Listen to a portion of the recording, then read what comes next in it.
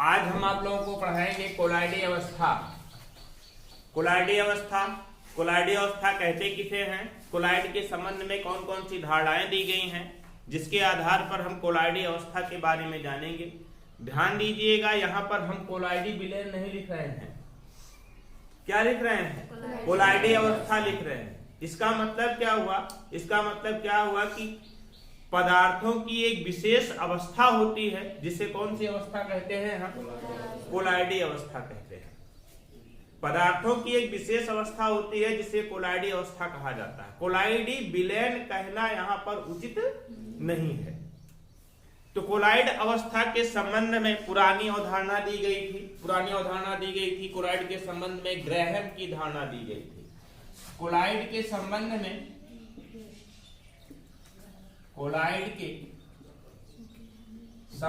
में किसकी धारणा? ग्रैहम की धारणा दी गई थी। ग्रैहम की धारणा यही ब्रैकेट में लिख सकते हैं इसको, ये पुरानी धारणा है। पुरानी धारणा ग्रैहम के द्वारा दी गई धारणा, जो कि पुरानी धारणा है। इस धारणा में बताया क्या गया था कि विभिन्न पदार्थों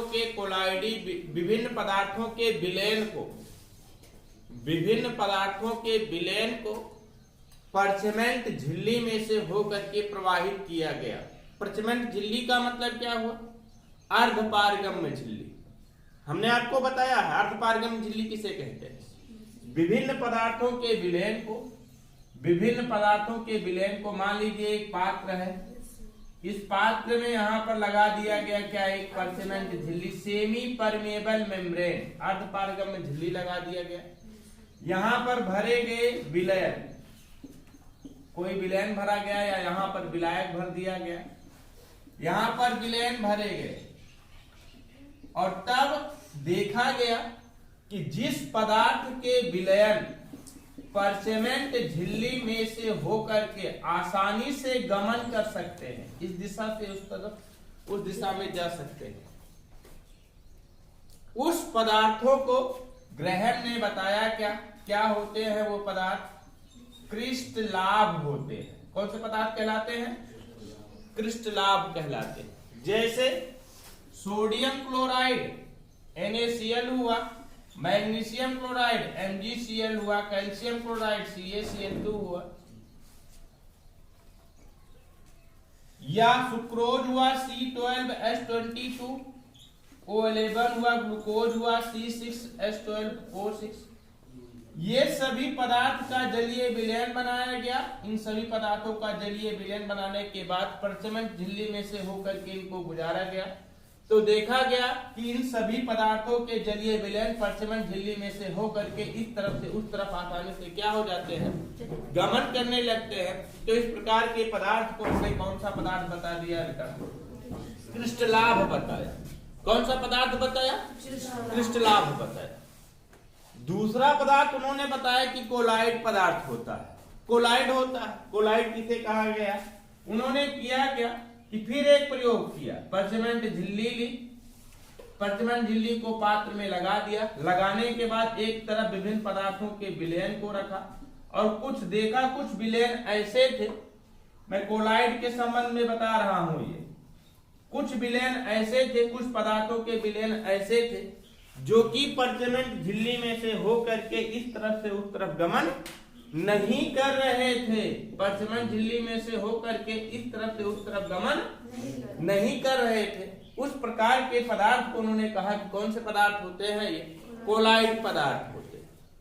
ये होते कौन कौन से हैं? जैसे गोंद हुआ, जिलेटिन हुआ। कौन सा पदार्थ? जिलेटिन हुआ, ग्लू हुआ, ये सभी पदार्थ ऐसे होते हैं जो कि जिनका विलयन बना दे। इन सभी पदार्थों का यदि हम क्या बना दे? विलयन बना दे, और विलयन बनाने के बाद इन्हें पर्चमेंट झिल्ली में से होकर के गमन कराएं, तो इन पदार्थों के विलयन पर्चमेंट झिल्ली में से होकर के गमन नहीं करते हैं, इधर से उधर जाते नहीं है। तो इस प्रकार के पदार्थों को उन्होंने क्या कहा? कौन से पदार्थ होते हैं? कोलाइड पदार्थ कहा। इस तरीके से थॉमस ग्रैहम ने के आधार पर कोलाइड को पदार्थ को कितने भागों में विभाजित किया गया? दो भागों में विभाजित किया गया। कौन कौन सा? एक तो क्रिस्टलाभ, दूसरा कौन सा आपका? कोलाइड। कौन सा? कोलाइड। एक तो क्रिस्टलाभ, दूसरा कौन सा आपका? कोलाइड पदार्थ। कैसे क्रिस्टलाभ को बताया गया? क्रिस्टलाभ किसे कहा गया?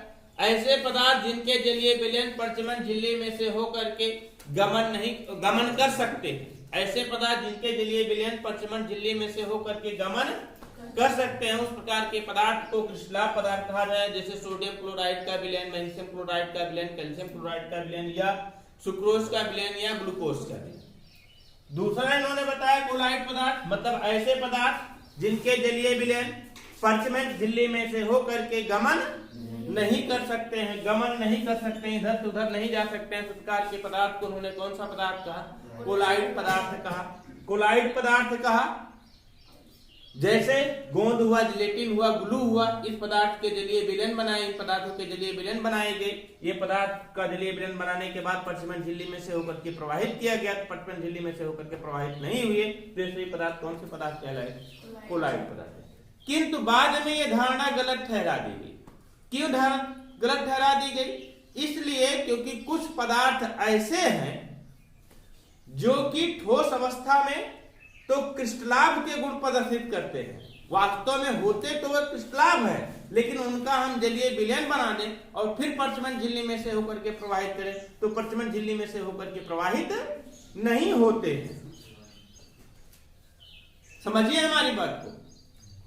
कुछ पदार्थ तो ऐसे हैं जो वास्तविक रूप से किसका रूप में होते हैं? क्या होते हैं? क्रिस्टलाभ होते हैं, क्रिस्टलाभ होते हैं। लेकिन उनको हम जब जलीय विलयन बनाते हैं, मतलब कि जल में उसको डिजॉल्व करते हैं और डिजॉल्व करने के बाद फिर उसे परचमन झिल्ली अर्थात सेमी परमिएबल मेम्ब्रेन से होकर के प्रवाहित करते हैं, तो सेमी परमिएबल मेम्ब्रेन से होकर के एक तरफ से दूसरी तरफ नहीं जाते हैं, तो उनको क्या कहेंगे? कि क्रिस्टलाभ कहेंगे, कोलाइड कहेंगे, लेकिन वास्तव में वो क्या थे? क्रिस्टलाभ। इसलिए की धारणा गलत ठहरा दी गई। और वो उस प्रकार के पदार्थ कौन था? जैसे सल्फर है, सल्फर जिसे कहते हैं गंधक, हम गंधक भी कहा जाता है इसे। इसका तो गुण होता है कैसा? क्रिस्टलाभ जैसा। कैसा गुण होता है? क्रिस्टलाभ। वास्तव में क्रिस्टलाभ होता ही है सल्फर, लेकिन इसको हम जल में हम डिजॉल्व कर देते हैं और जल में डिजॉल्व करने के बाद इनको हम परचमन झिल्ली में से होकर के प्रवाहित करते हैं। सल्फर को जल में डिजॉल्व कर दें और जल में डिजॉल्व करने के बाद फिर इनको परचमन झिल्ली में से होकर के प्रवाहित करें तो परचमन झिल्ली में से होकर के प्रवाहित नहीं होता। तो यहाँ पर एक किसका गुण प्रदर्शित करने लगता है? कोलाइड का गुण प्रदर्शित करने लगता है, लेकिन वास्तव में है किसका? क्या है? ये क्रिस्टलाभ होता है। इसलिए ये धारणा क्या ठहरा दी गई? गलत ठहरा दी। उसके बाद कोलाइड के संबंध में आधुनिक धारणा दी गई, और आधुनिक धारणा जो दी गई वो पदार्थ के कणों की साइज के आधार पर दी गई।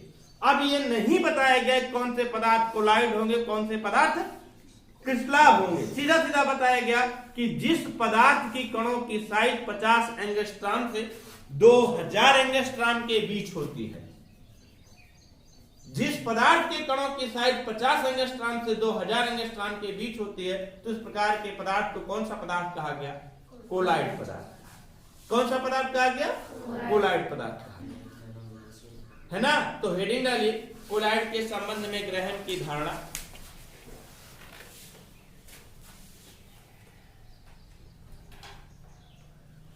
कोलाइड के संबंध में ग्रहण की धारणा।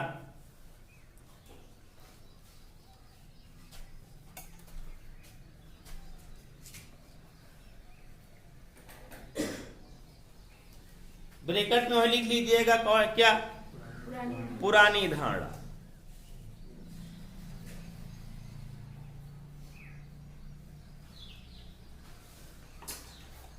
पुरानी धारणा। देखिए थॉमस ग्रैहम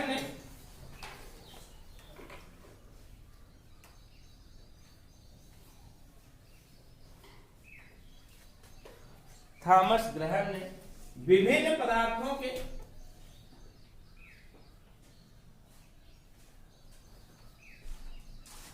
जलीय विलयन को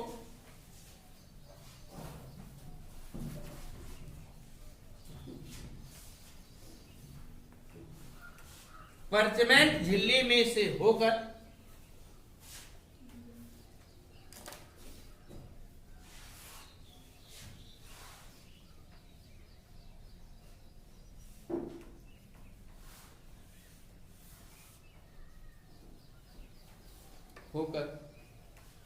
प्रवाहित किया, या गुजारा कैसे लिख सकते हैं।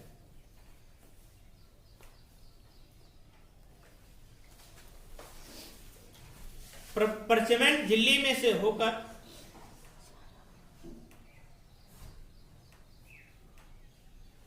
परचमेंट झिल्ली में से होकर प्रवाहित होने के आधार पर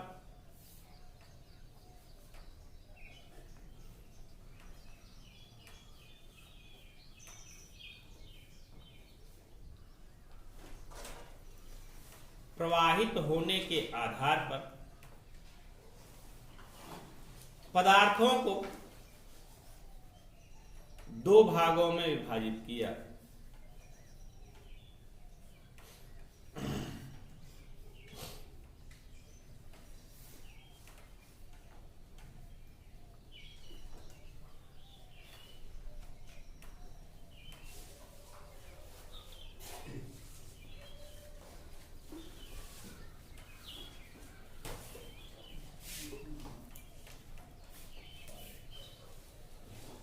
नंबर 1 हेडिंग बनाइएगा, क्या?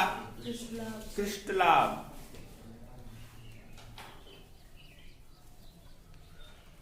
क्रिस्टलाभ की इंग्लिश लिख लीजिएगा क्रिस्टलॉयड। क्रिस्टलॉयड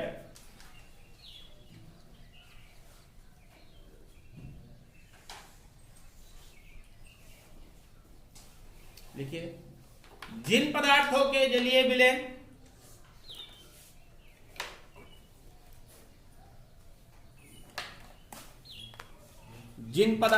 जलीय विलयन परचमेंट झिल्ली में से होकर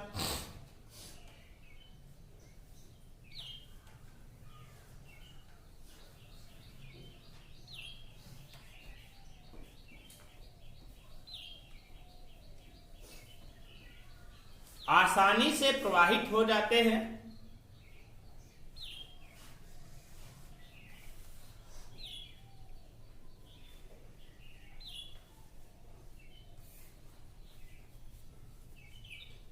उन्हें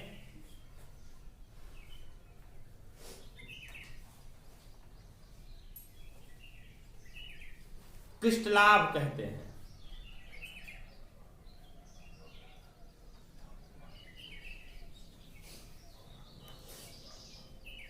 जैसे चीनी, यूरिया, नमक आदि।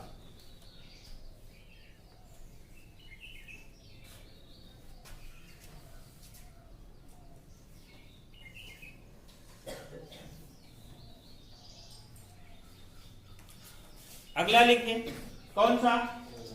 कोलाइड।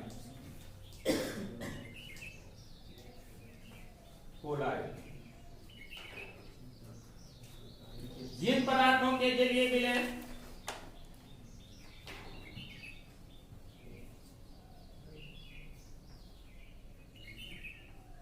परचमेंट झिल्ली में से होकर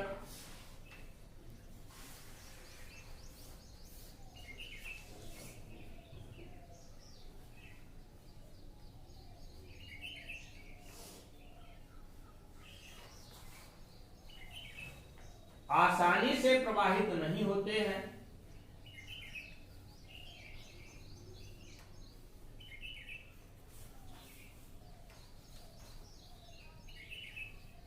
उन्हें क्या कहा जाता है? कोलाइड कहते हैं। नहीं होते हैं,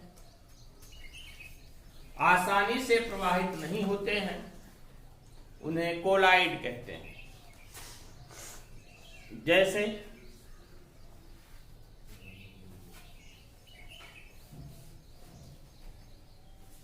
क्या? गोंद, जिलेटिन, ग्लू,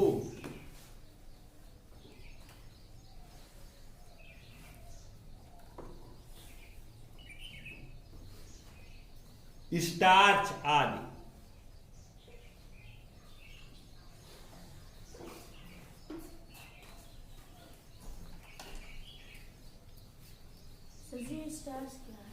स्टार्च कार्बोहाइड्रेट होता है, कार्बन, हाइड्रोजन और ऑक्सीजन से मिलकर बना हुआ यौगिक कार्बोहाइड्रेट कहलाता है। कार्बोहाइड्रेट के अंतर्गत आता है स्टार्च, जो कि एक पॉलीसैकेराइड होता है। आगे बताया जाएगा। हाँ, इतना समझ गए ना। किंतु ये धारणा क्या बताई गई? गलत बताई गई। क्यों? क्योंकि कुछ पदार्थ ऐसे थे जिसके गुण तो क्रिस्टलाभ के थे, वास्तव में क्रिस्टलाभ थे, वे वास्तव में क्रिस्टलाभ थे, लेकिन उनके जलीय विलयन परसिमेंट झिल्ली में से होकर के प्रवाहित नहीं हो रहे थे, इसलिए धारणा गलत बताई गई। तो लिखिए, किंतु कोलाइड के संबंध में यह धारणा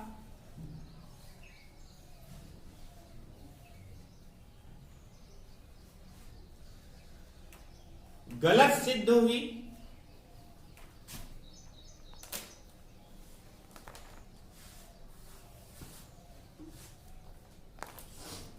क्योंकि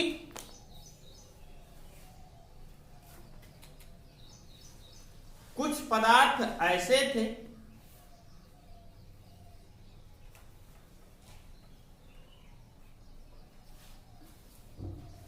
जो कि वास्तव में क्रिस्टलाभ थे,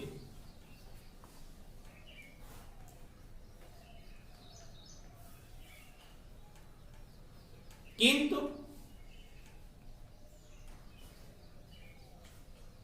उनके जलीय विलयन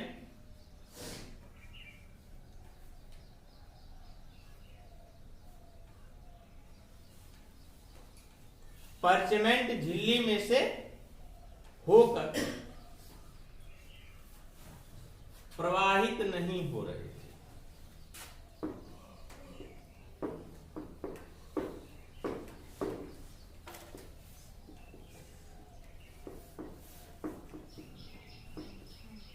जैसे कौन सा पदार्थ? सल्फर।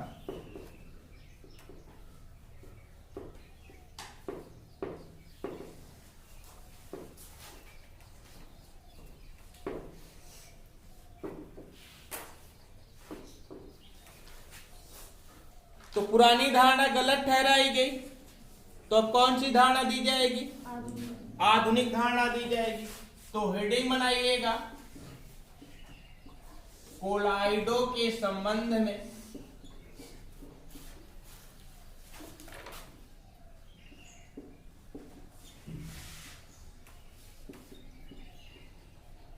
आधुनिक धारणा।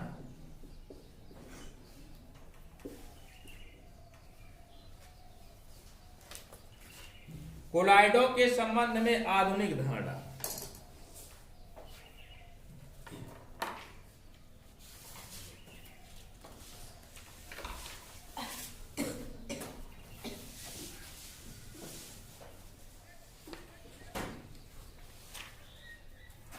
आधुनिक धारणा में बताया गया कि कोलाइड पदार्थ की एक विशेष अवस्था होती है जिसमें पदार्थ के कणों की साइज कितनी होती है? 50 एंगस्ट्रॉम से 2000 एंगस्ट्रॉम की रेंज में होती है। कितना? 2000 एंगस्ट्रॉम की रेंज में होती है। और आपको पता होना चाहिए 1 एंगस्ट्रॉम इक्वल टू 10⁻⁻10 मीटर, ये होता है ना।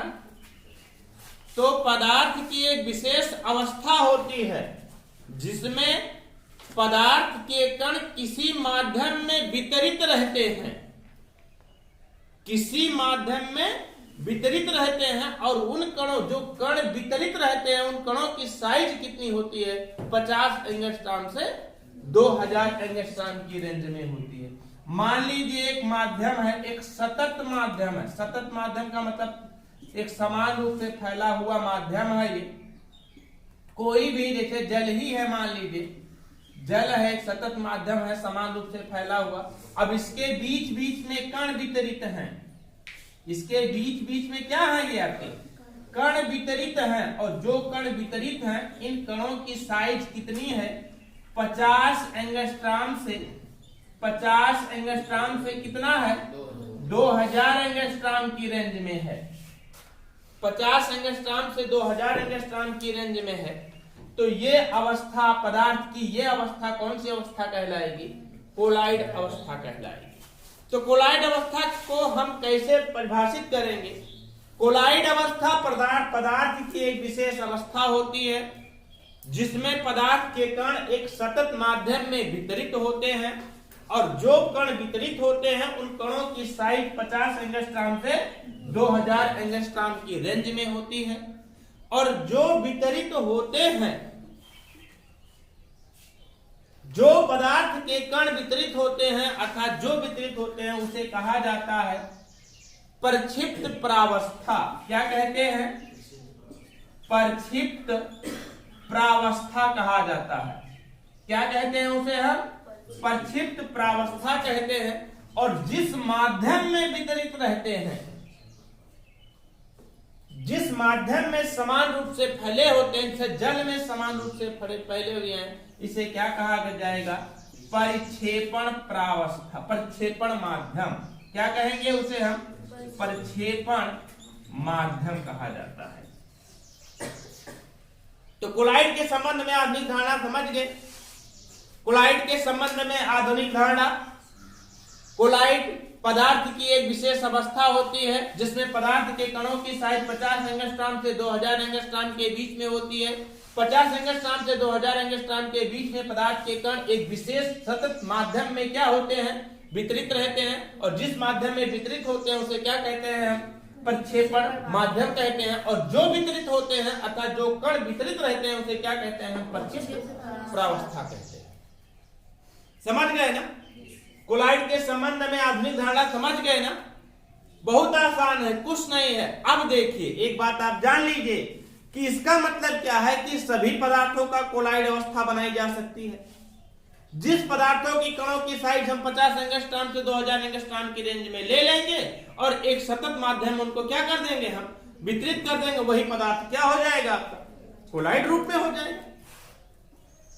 हो जाएगा कि नहीं हो जाएगा? बस इतना है कि कुछ पदार्थ ऐसे होंगे कि जो स्वतः इस साइज में परिवर्तित हो जाएंगे, और कुछ पदार्थ ऐसे होंगे जिनको हमें इस साइज के कणों में क्या करना पड़ेगा, परिवर्तित करना पड़ेगा, है ना। इसीलिए कहा जाता है कि कोलाइड विलेन, पदार्थों को कोलाइड विलेन ना कह करके क्या कहेंगे, कोलाइड अवस्था कहेंगे। क्यों कोलाइड अवस्था कहेंगे?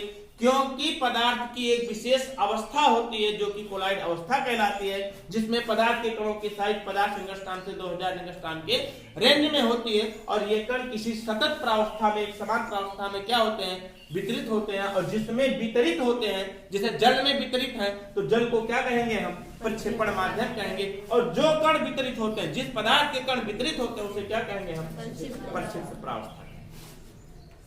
कोलाइड के संबंध में मुख्यतः इतना जानिए, कोलाइड कहते किसे हैं? कोलाइड पदार्थ की एक विशेष अवस्था होती है जिसमें पदार्थ के कणों की साइज 50 एंगस्ट्रॉम से 2000 एंगस्ट्रॉम की रेंज में होती है। और इस साइज के कण एक विशेष प्रावस्था में, एक सतत प्रावस्था में वितरित होते हैं। और जिस प्रावस्था में वितरित होते हैं उसे प्रक्षेपण माध्यम कहते हैं। और जिसमें जो वितरित होते हैं उसे क्या कहते हैं, प्रक्षिप्त प्रावस्था। समझ गए ना, कोलाइड के बारे में समझ गए ना। तो लिखिए कोलाइड के संबंध में आधुनिक धारणा, लिखिए कोलाइड के संबंध में आधुनिक धारणा लिखिए। कोलाइड पदार्थ की एक विशेष अवस्था होती है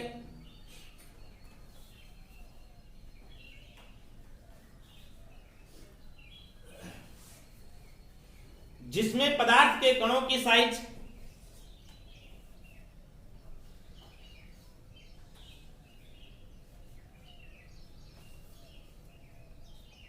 पदार्थ के कणों की साइज 50 एंगस्ट्रॉम से 2000 एंगस्ट्रॉम की रेंज में होता है।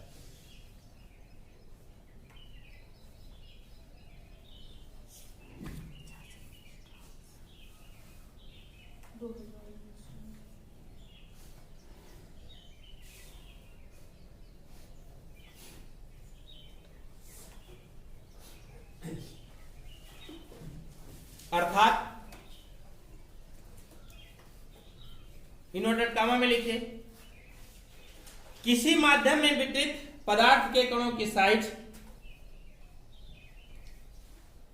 किसी माध्यम में वितरित पदार्थ के कणों की साइज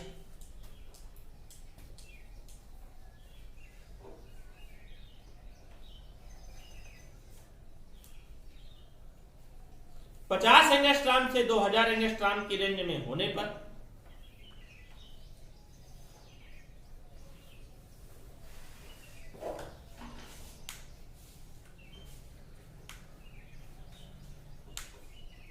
एंगस्ट्रॉम से 2000 एंगस्ट्रॉम की रेंज में होने पर पदार्थ कोलाइड अवस्था में कहलाता है।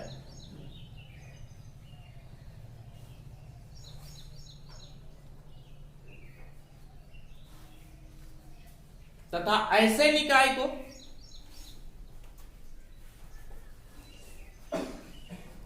कोलाइडी निकाय या कोलाइडी विलयन कहते हैं।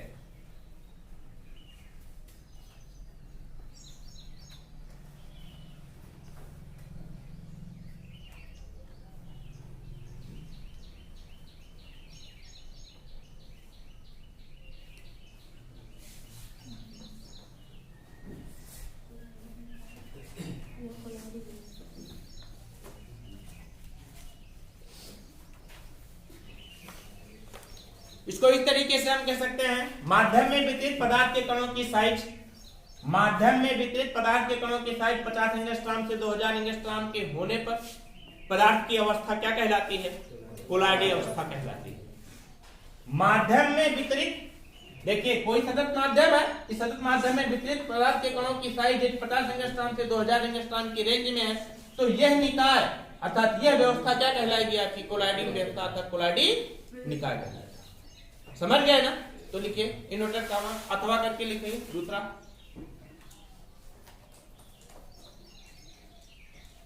लिखिए इन्वर्टेड कॉमा, दूसरी परिभाषा लिख लीजिए इसकी। लिखिए माध्यम में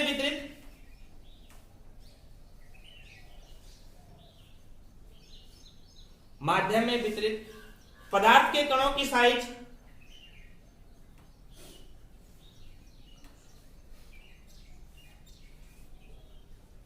पदार्थ के कणों की साइज 50 एंगस्ट्रॉम से 2000 एंगस्ट्रॉम की रेंज में होने पर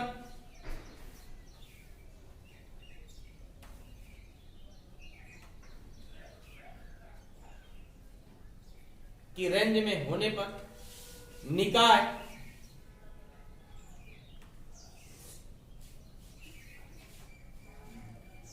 कोलाइडी निकाय या कोलाइडी विलयन कहलाता है।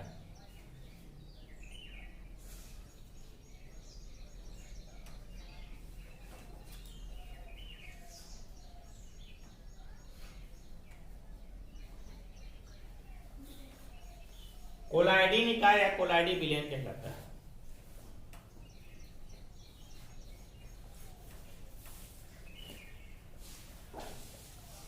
कोलाइडी निकाय को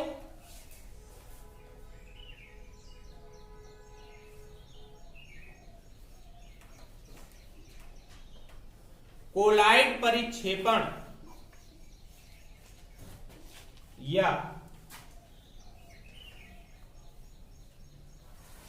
कोलाइड भी कहते हैं।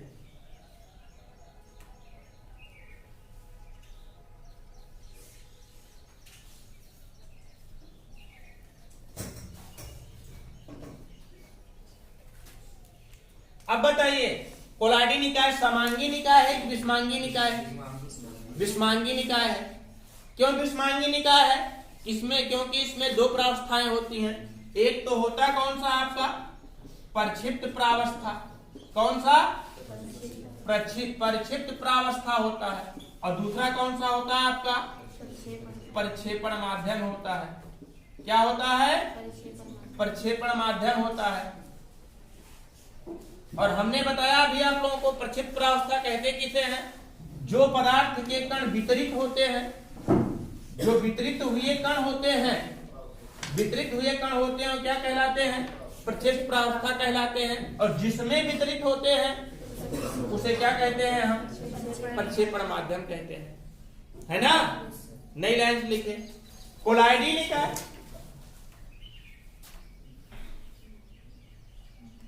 एक विषमांगी निकाय होता है। कोलाइडी निकाय एक विषमांगी निकाय होता है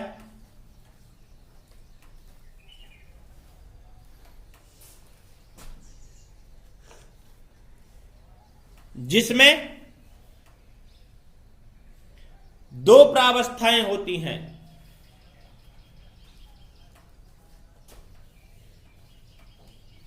दो प्रावस्थाएं होती हैं।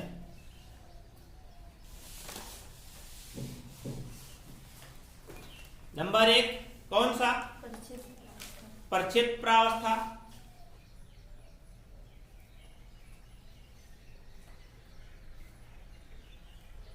नंबर 2 कौन सा?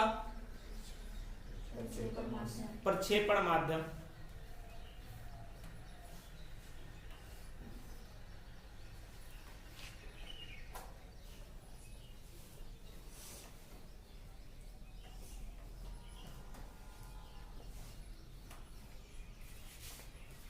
हेड डाल लीजिए प्रक्षेप प्रावस्था। प्रक्षेप प्रावस्था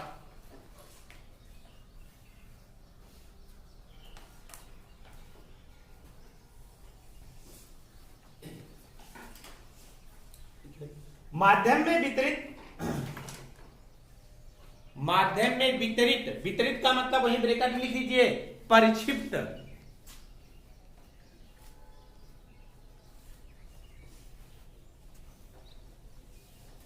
कोलाइड कण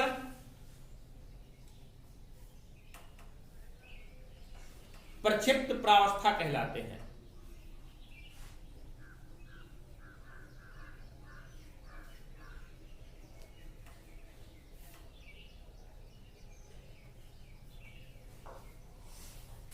अगला लिखिए प्रक्षेपण माध्यम।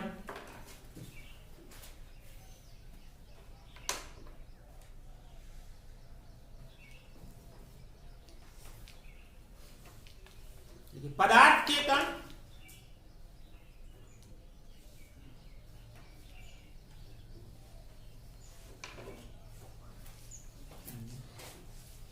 जिस माध्यम में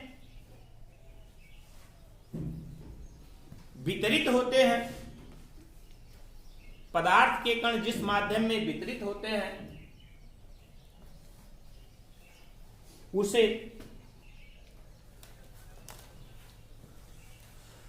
क्या कहते हैं? परिक्षेपण माध्यम कहते हैं।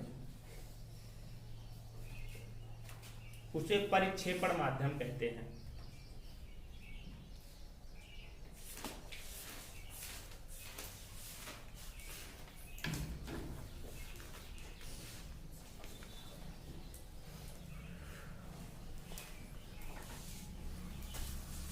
जैसे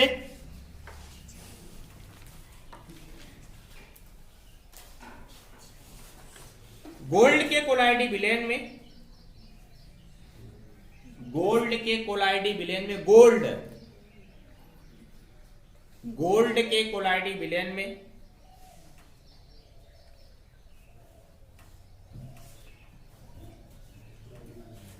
गोल्ड के कोलाइडी कण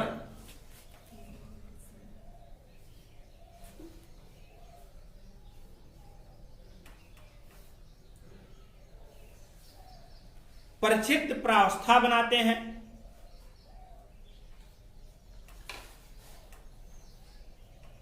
और जल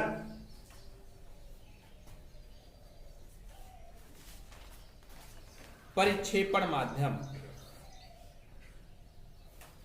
और जल परिक्षेपण माध्यम।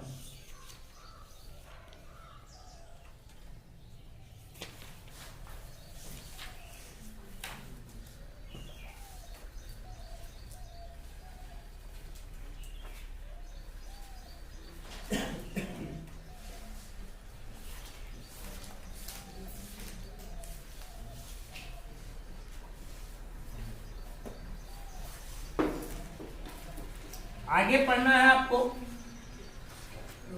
कोलाइडी निकाय के मुख्य लक्षण।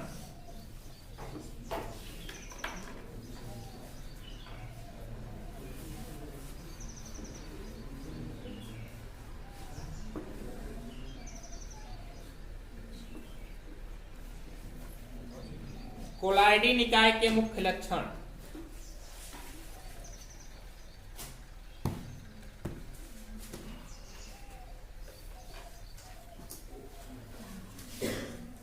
ये कोलाइडी निकाय का मुख्य लक्षण कल बताया जाएगा।